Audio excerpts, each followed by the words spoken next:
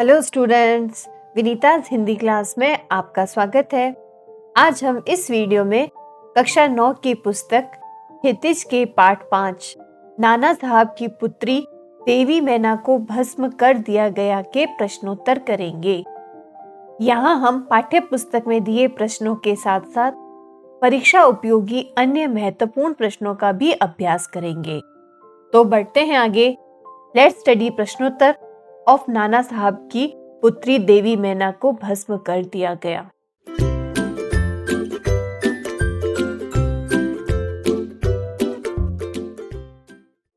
पहला प्रश्न, बालिका मैना ने सेनापति हे को कौन कौन से तर्क देकर महल की रक्षा के लिए प्रेरित किया? उत्तर होगा, बालिका मैना ने अपने पिता के महल की रक्षा के लिए निम्नलिखित तर्क दिए। मैना ने तर्क दिया कि महल को गिराने से सेनापति के किसी उद्देश्य की पूर्ति नहीं हो सकेगी। मैना ने अंग्रेजों के विरुद्ध शस्त्र उठाने वालों को दोषी बताया और कहा कि इस जड़ पदार्थ मकान ने कोई अपराध नहीं किया। और अंत में मैना ने सेनापति हे को अपना परिचय देकर बताया कि उन्हें उनकी पुत्री मैरी की सहेली की रक्षा करनी ही चाहिए। नेक्स्ट क्वेश्चन, मैना जड़ पदार्थ मकान को बचाना चाहती थी पर अंग्रेज उसे नष्ट करना चाहते थे, क्यों?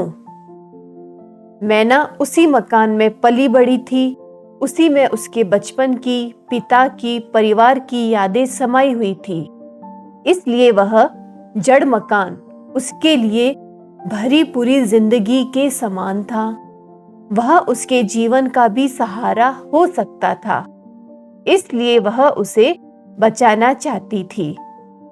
अंग्रेजों के लिए वह राजमहल उनके दुश्मन नाना साहब की निशानी था। वे उनकी हर निशानी को मिट्टी में मिला देना चाहते थे ताकि देश में फिर से कोई अंग्रेजों के विरुद्ध आवाज ना उठाए। अगला प्रश्न, सर थॉमस हे के मैना पर दया भाव के क्या कारण थे? उत्तर है, मैना का करुणामयी मुख और उसकी अल्पायु देखकर सेनापति हे को उस पर दया आ गई। वह उसकी पुत्री मैरी की सहेली भी थी। अगला प्रश्न, मैना की अंतिम इच्छा थी कि वह उस प्रासाद के ढेर पर बैठकर जी भरकर रो ले, लेकिन पाषाण हृदय वाले जनरल ने किस भय से उसकी इच्छा पूर्ण न होने दी। मैना महल के ढेर पर बैठकर जी भरकर रो लेना चाहती थी, पर पाषाण हृदय जनरल आउट्रम ने उसकी यह इच्छा पूरी नहीं होने दी। जनरल आउट्रम के मन में भय रहा होगा कि अगर उसने नाना साहब की बेटी के प्रति जरा भी सहानुभूति दिखाई तो ब्रिटिश सरकार का गुस्सा उस पर फूट पड़ेगा। उसे इसके लिए दंड भी मिल सकता है और अंग्रेज नागरिक भी उस पर नाराजगी प्रकट करेंगे। इस कारण उसने मैना की यह छोटी सी इच्छा भी पूरी नहीं होने दी। अगला प्रश्न, बालिका मैना के चरित्र की कौन कौन सी विशेषताएं आप अपनाना चाहेंगे और क्यों? बालिका मैना मात्र नाना की पुत्री ही नहीं थी, बल्कि वह एक साहसी, दृढ़ निश्चयी, स्वाभिमानी और निर्भीक भारतीय छत्राणी थी। उसके चरित्र के ये गुण प्रत्येक सच्चा भारतीय अपने में उतारने का इच्छुक होगा, क्योंकि ये दिव्य विशुद्ध आत्मिक गुण व्यक्ति के व्यक्तित्व को सफल बनाते हैं, मानव को महामानव बनाते हैं। नेक्स्ट क्वेश्चन, टाइम्स पत्र ने 6 सितंबर को लिखा था, बड़े दुख का विषय है कि भारत सरकार आज तक उस दुर्दांत नाना साहब को नहीं पकड़ सकी। इस वाक्य में भारत सरकार से क्या आशय है? तो यहाँ भारत सरकार से आशय है ब्रिटिश शासन के अंतर्गत चलने वाली भारत सरकार, जिसे अंग्रेज अधिकारी ही चलाते थे। नेक्स्ट क्वेश्चन, ये है रचना और अभिव्यक्ति संबंधित प्रश्न। इसमें प्रश्न है आपका कि स्वाधीनता आंदोलन को आगे बढ़ाने में इस प्रकार के लेखन की क्या भूमिका रही होगी। स्वाधीनता आंदोलन को बढ़ाने में इस प्रकार के लेखों की भूमिका महत्वपूर्ण रही होगी। लोग जब अंग्रेजों के अत्याचारों को पढ़ते होंगे तो उनके विरुद्ध हो जाते होंगे। जब वे मैना जैसी निडर बालिका के निर्मम वध की बात सुनते होंगे तो उनका हृदय करुणा से भर उठता होगा। तब उनका मन त्याग, बलिदान और संघर्ष के लिए तैयार हो जाता होगा। यही भाव स्वाधीनता आंदोलन को बढ़ाने में मददगार सिद्ध हुआ होगा। अगला प्रश्न, कल्पना कीजिए कि मैना के बलिदान की यह खबर आपको रेडियो पर प्रस्तुत करनी है। इन सूचनाओं के आधार पर आप एक रेडियो समाचार तैयारी करें और कक्षा में भावपूर्ण शैली में पढ़ें। इसका उत्तर इस तरह से लिखेंगे, यह आकाशवाणी का दिल्ली चैनल है और इस वक्त आप विनीता के साथ हैं। यहाँ पर मैंने मेरा नाम बोला है और आप यहाँ अपना नाम लिखेंगे। आज की महत्वपूर्ण खबर मैना देवी के बलिदान से जुड़ी है। बड़े ही दुख और दुर्भाग्य की बात है कि कल अंग्रेज जनरल आउटरम द्वारा कानपुर के किले में बड़ी ही अमानवीयता के साथ मैना देवी को जलती हुई आग में भस्म कर दिया गया। सारा देश शोक से अत्यंत दुखी और क्रोधित है।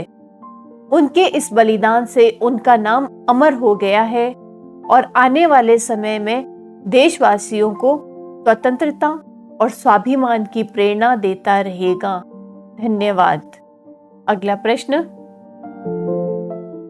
यह है आपके भाषा अध्ययन संबंधित प्रश्न। भाषा में वर्तनी का स्वरूप बदलता रहता है।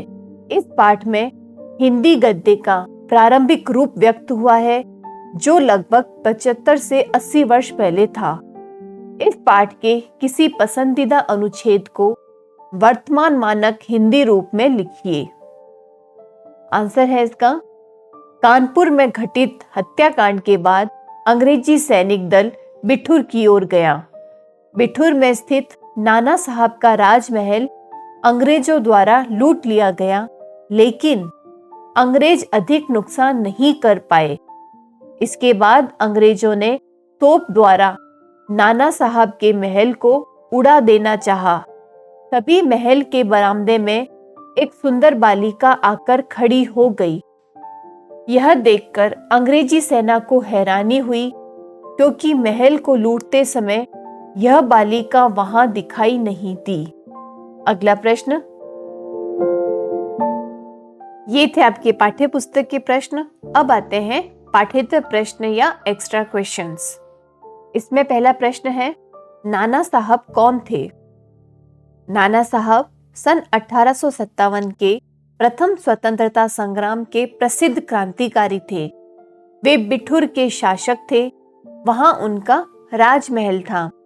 उन्होंने अंग्रेजों के विरुद्ध बगावत करते हुए कानपुर में अनेक अंग्रेजों को मौत के घाट उतार दिया था। अपनी मातृभूमि को आजाद करवाने के लिए उन्होंने हर संभव प्रयास किया। नेक्स्ट है, मैना कौन थी? उसे देखकर अंग्रेज सेनापति को आश्चर्य क्यों हुआ? मैना नाना साहब की पुत्री थी।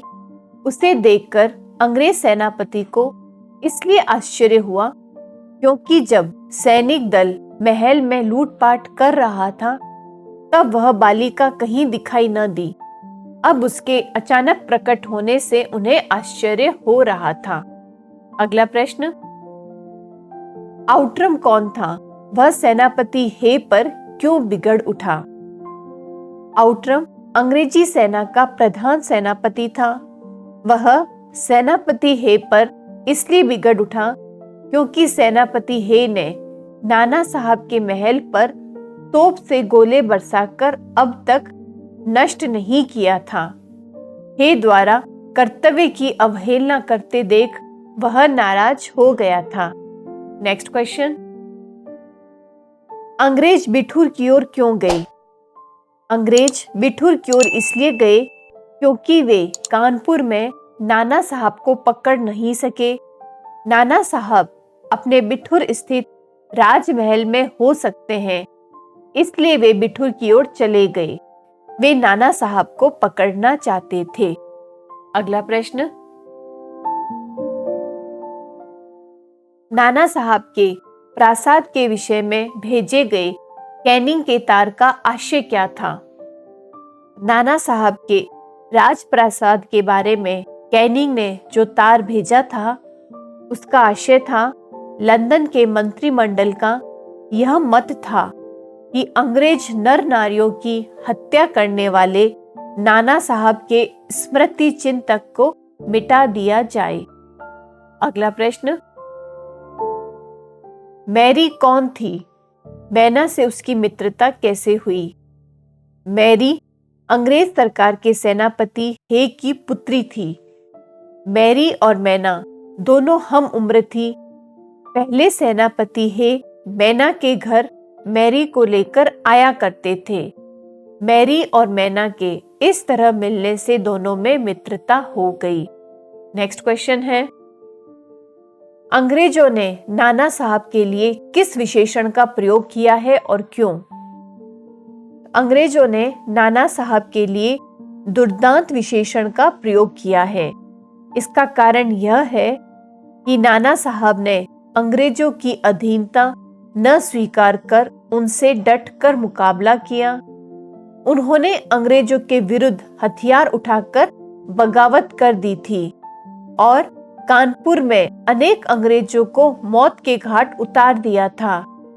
अंग्रेजों द्वारा एडी चोटी का जोर लगाने के बाद भी नाना साहब उन्हें चकमा देकर भाग गए। अब वे अंग्रेजों की पकड़ में नहीं आ रहे थे। अगला प्रश्न, उन कारणों का उल्लेख कीजिए जिनके कारण सेनापति हे महल को बचाने के लिए तैयार हो गया। सेनापति हे को नाना साहब का बिठूर स्थित राजप्रासाद गिराने का कार्य सौंपा गया। उन्होंने महल के आगे तोप लगवा दिया। इसके बाद भी वे महल बचाने के लिए तैयार हो गए, क्योंकि महल बचाने का अनुरोध करने वाली बालिका मैना कम उम्र की थी और मैना महल बचाने का तर्क देती हुई विनम्रता पूर्वक बातें कर रही थी तथा मैना के बारे में पता चला कि वह उनकी मृत पुत्री की सहेली है और वे मैना की इच्छाओं एवं भावनाओं का आदर कर रहे थे। अगला प्रश्न, मैना ने सेनापति हे को अपना परिचय किस तरह दिया और क्यों? मैना ने सेनापति हे को अपना परिचय देते हुए कहा, मैं जानती हूं कि आप जनरल हे हैं। आपकी प्यारी पुत्री मैरी, मैं और मुझ में बहुत प्रेम था। कई वर्ष पूर्व मैरी मेरे पास बराबर आती थी और मुझे हृदय से चाहती थी।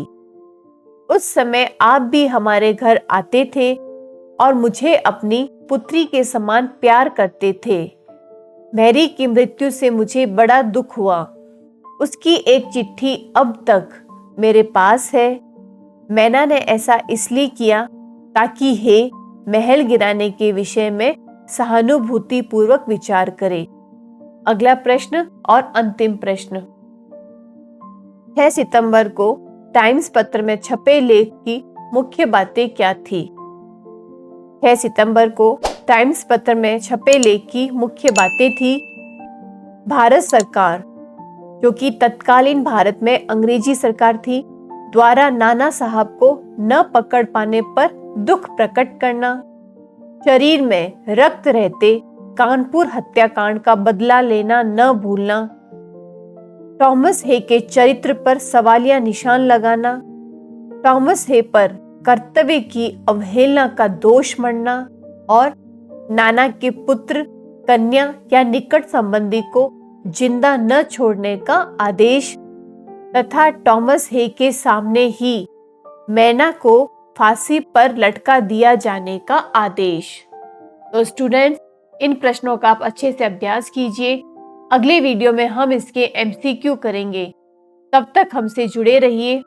वीडियोस को लाइक और शेयर करें और चैनल लेट्स स्टडी को सब्सक्राइब करना ना भूलें। Thank you and all the best.